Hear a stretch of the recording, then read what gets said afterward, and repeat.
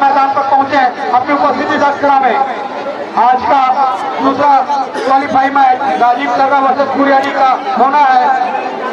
दोनों टीमें तत्काल मैदान पर पहुंचे।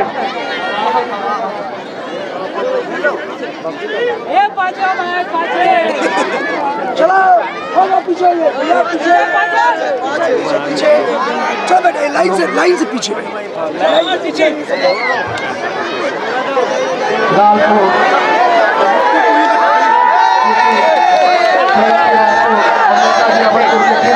खिलाड़ी हमारे कमेटी बाग के साइड के चेयर पे बैठे और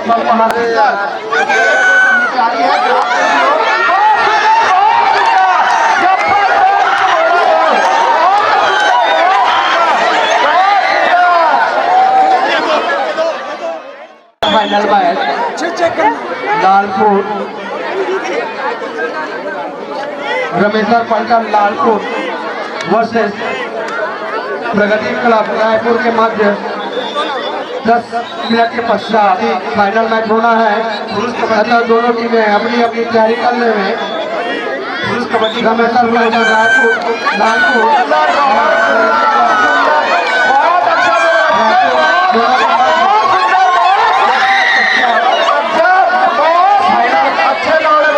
प्रतियोगिता